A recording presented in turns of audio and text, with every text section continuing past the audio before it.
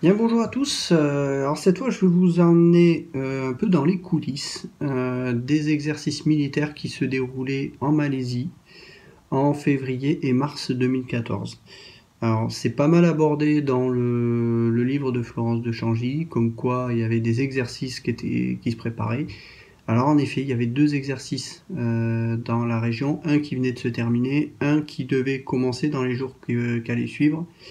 Eh bien, ce que je vous propose dans cette vidéo, c'est de faire l'état de qu'est-ce que c'était ces exercices, en quoi ils consistaient, quels étaient les moyens militaires qui étaient déployés, notamment américains, puisque Florence de Changy cerne bien les Américains comme responsables de la disparition du MH370, notamment avec deux AWACS. Eh bien, quand on regarde les moyens qui étaient déployés pour cet exercice-là, il n'y avait aucun avion AWACS américain.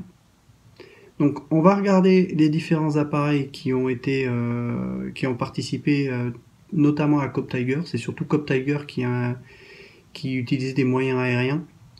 Et on va se rendre compte que finalement, des moyens américains, ils n'étaient pas si énormes que ça. Et contrairement à ce qu'on aurait pu penser, il n'y avait pas d'AWACS dans le secteur. Alors, ce qui ne veut pas dire qu'il n'y avait pas d'AWACS qui était ce jour-là dans les parages.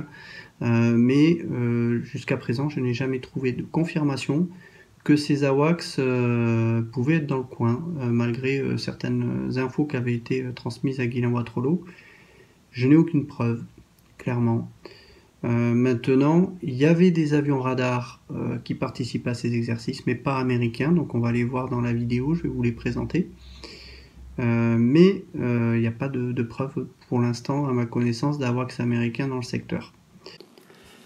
Alors, le premier exercice dont on va parler, c'était Cobra Gold 2014.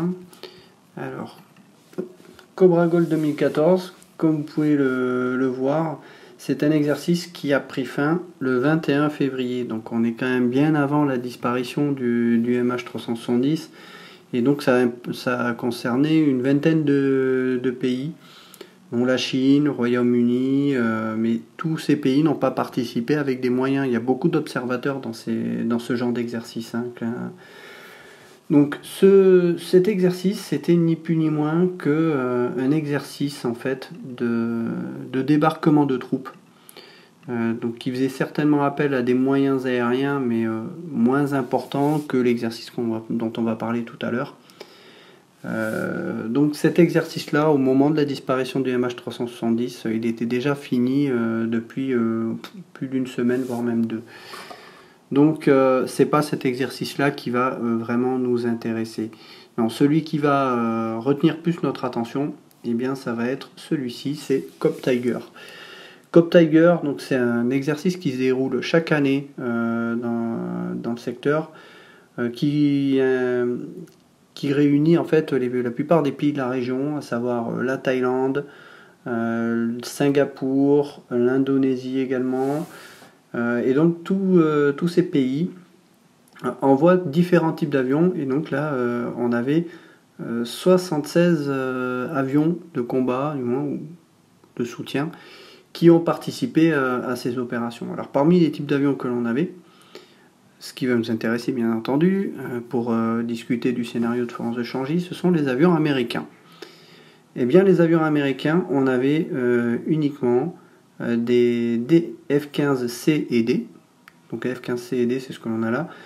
Ce sont des avions de supériorité aérienne, donc des avions de chasse, qui participaient à cet exercice-là. Et il y avait également des F-16. Des 15 F-16 qui étaient également... donc on avait 10 F-15C et D et 15 F-16, comme vous pouvez lire là-dessus. Il y avait également 6 JAS-39, c'était des Gripen, c'était des avions que la Thaïlande a achetés, des avions de dernière génération. 6 F-5 également. 6 Alpha Jet. 6 L-39, c'est un peu comme un Alpha Jet, qu'on voit en image. Voilà, mais fabrication tchèque. Un C-130 Hercule, un Bell 412, ça c'est plus un hélicoptère qui participe souvent à des missions de type SAR ou de RESCO, c'est-à-dire de recherche des équipages éjectés dans une situation de combat. Un UH-1H, ben là c'est pareil, c'est un peu un hélicoptère qui sert à ce même genre de mission. Et on avait la République de Singapour qui déployait des 8 F-16, 6 F-15 SG, 6 F-5, un G550, je vais y revenir après cet avion, un KC-135, c'est un avion ravitailleur, et 2 AS-332, c'était des Super Puma. Alors ce G550, pourquoi je le garde pour la fin? Parce que c'est un avion radar. Le voilà. Le G550, c'est un Gulfstream avec le fuselage qui est modifié de façon à embarquer des antennes radar sur les côtés. Donc c'est des radars à balayage sur le côté. Donc c'est pas tout à fait le même principe que le dôme que l'on a sur des avions radar AWACS. Quand on regarde la liste de ces équipements, on voit qu'il n'y a aucun E3 Sentry, c'est-à-dire aucun AWACS américain dans cet exercice. Ce qui ne veut pas dire, comme je disais précédemment, qu'il n'y en avait pas dans le secteur, mais les Américains n'ont pas envoyé d'AWACS pour cet exercice. Ils ont surtout utilisé les avions radars singapouriens pour cet exercice-là. Donc, voilà un peu ce que je voulais faire apparaître. Ça ne prouve pas pour autant qu'il n'y avait pas d'AWACS américain, j'insiste bien là-dessus, ne me faites pas dire ce que je n'ai pas dit. Mais vous avez déjà au moins une vision un peu plus large des moyens qui ont été déployés pour cet exercice COP Tiger, où selon Florence de Changy, mais c'est pas la seule à le dire, que cet exercice-là était forcément suspect, que ça devait justement être qu'il y avait des manœuvres militaires à ce moment-là. Bien non, quand vous regardez les dates de cet exercice, il s'était prévu de commencer le 10 mars jusqu'au 21 mars. Or, l'avion il a disparu dans la nuit du 7 au 8 mars. L'exercice COP Tiger, à ce moment-là, il était toujours pas commencé. Et j'avais également abordé par rapport aux avions de transport dont Florence de Changy trouvait que c'était suspect d'avoir des avions de transport américains dans le coin pendant les dernières 24 heures de la disparition. Il n'y a rien de surprenant. Vous avez 10 F-15, 15 F-16 qui sont déployés dans le secteur. Il faut bien entendu que les Américains déploient du matériel de soutien, des pièces de rechange. Les mécaniciens, il faut bien les amener également sur place. Donc le trafic d'avions de transport dans le secteur à seulement 2-3 jours du début de cet exercice, il a rien de suspect. Il faut vraiment balayer ça également.